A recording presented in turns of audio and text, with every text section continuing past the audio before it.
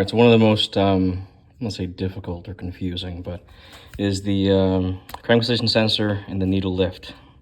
These indicate, these little black loops, is that the wire is shielded, meaning that there is a shield of steel around it to deal with electric interference. So as you can see with the speed sensor, pin number 3 goes in and ties into the shield, but it also ties into the shield here. So what I do is, this is the 3 wire for the crank position sensor.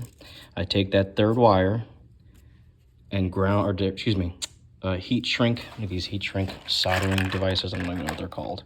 Heat shrink wire connectors, there we go. But it has solder on the inside. So I jump on the back side a piece of wire, which is the red wire, and that connects the 2 shields together. And then this wire, which is number 3, comes in and ties into it. So that's the yellow wire, comes in and ties into it. And then I add a 3rd wire, which is just spare wire. You can take this out of a loom like I did. And that is the 3rd wire right there, technically brown and yellow, where it goes into pin 86. Other than that, you have to tie in 2 pins to the injection pump to 1 wire. But everything else is a single pin, single pin, single pin.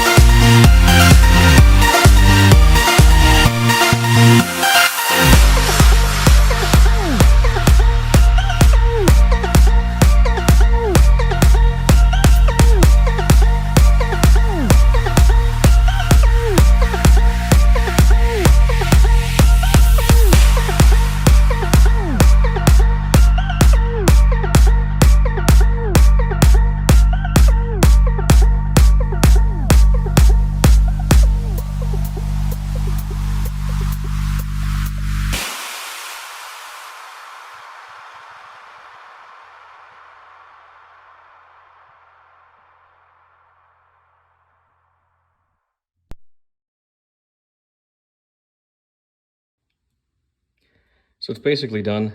I'm gonna wait until I install it in the CJ and test everything out before I cover everything up, clean everything up. The connectors are not on yet. I'm gonna have excess wire, so when I kind of run the wire, I'll know exactly how long I need it to be, and I'll put the fittings on. The big thing is keep notes, print out everything, write everything down, take pictures of everything when you're done, especially this, this piece of paper with all my notes.